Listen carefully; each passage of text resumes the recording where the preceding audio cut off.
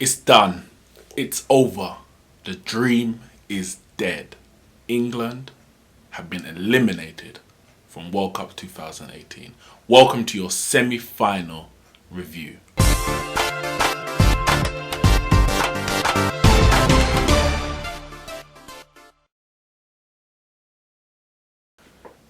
They said it's coming home.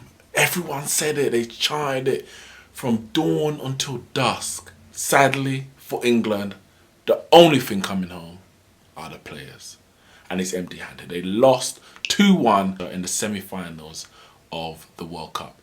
Now, I'm going to start with the positive because nobody expected this England side to get what they did. I predicted that they would be the dark horses of the tournament, i.e. the team who I felt could overachieve the most. And they did overachieve.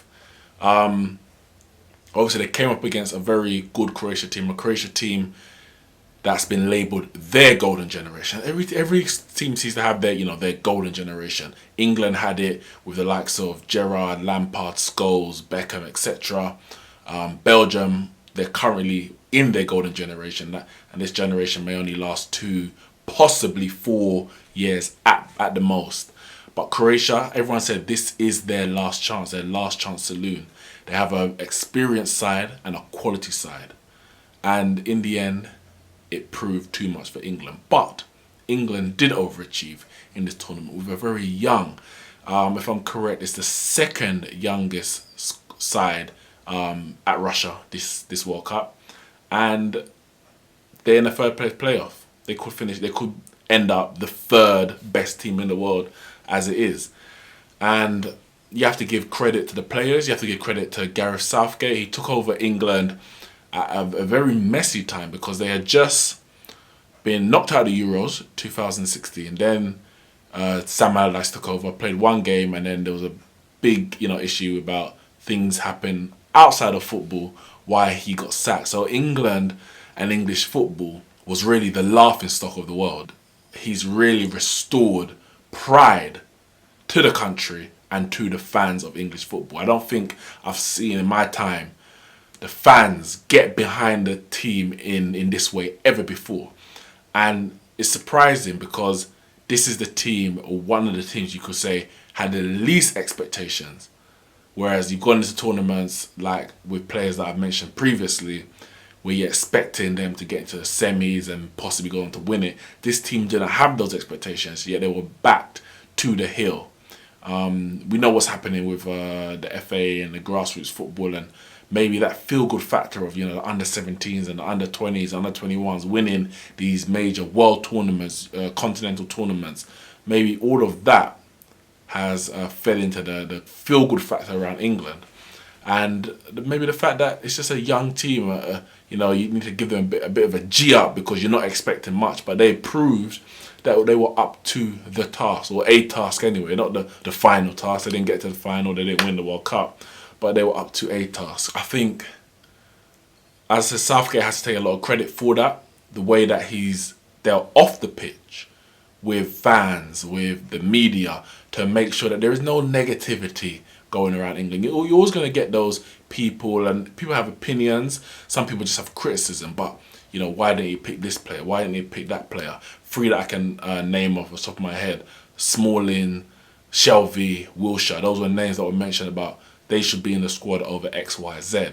Every manager's going to pick players for a reason, and everyone cannot be happy.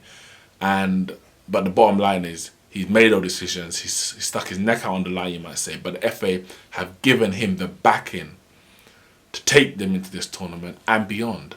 And because of that backing they've given him, because he has the trust of the players, every player he took to the World Cup was someone he had worked with prior to announcing the squad. He didn't bring him on out of left field like Sven did back in, I think it was 06, when Walcott came out of nowhere as a 17-year-old and didn't play a game in the tournament.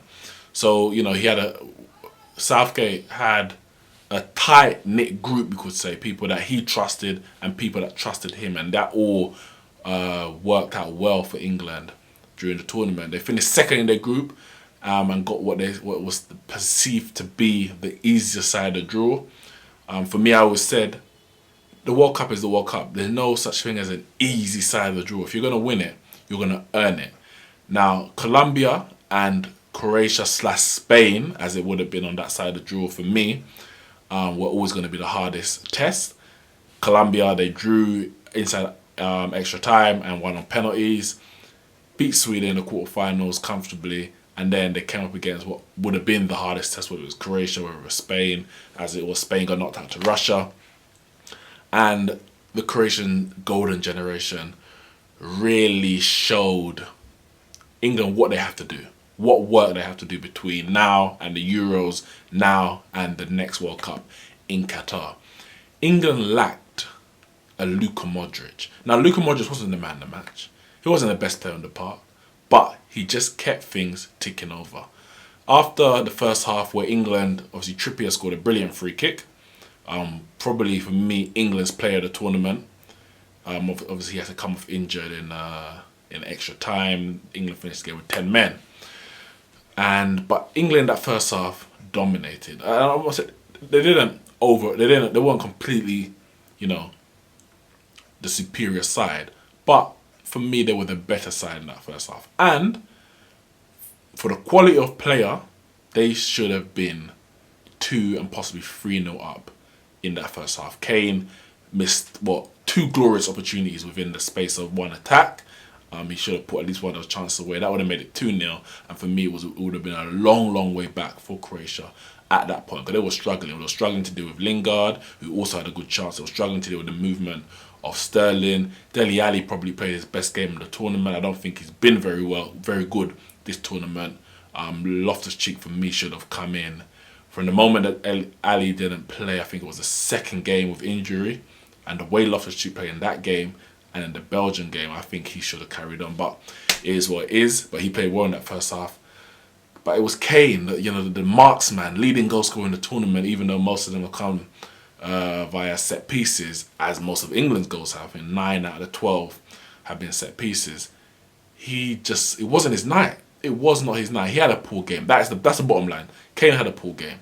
If Kane was the Kane that we have seen for the last 2 years, England would have been clear at half-time, and I would see no way back for Croatia. He missed those chances, and Croatia grew into the game. MODRIC took control of that midfield. Modric, Rakitic, and Brozovic took control of that midfield. Henderson was being run rings around. He couldn't deal with them. Ali and Lingard, their influence waned. Sterling, and they couldn't get Sterling into the game, and it just all kind of fell apart for England really in that second half. Croatia were the dominant team from there on, right through to the 120th minute. They got a goal that they deserved.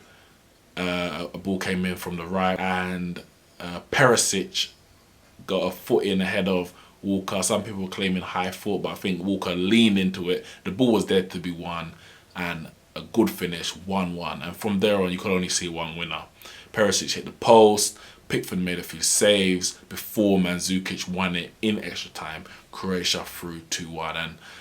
And, someone had to lose in the end. Someone had to win. If Croatia had lost, there would have been, disappointment on their side, because this, as I said, was their last chance saloon, their golden generation. This England side is not their last chance saloon. It's a young side, and you would expect the players that's in this squad now, they're going to be better in 2 years. They're going to be better in 4 years.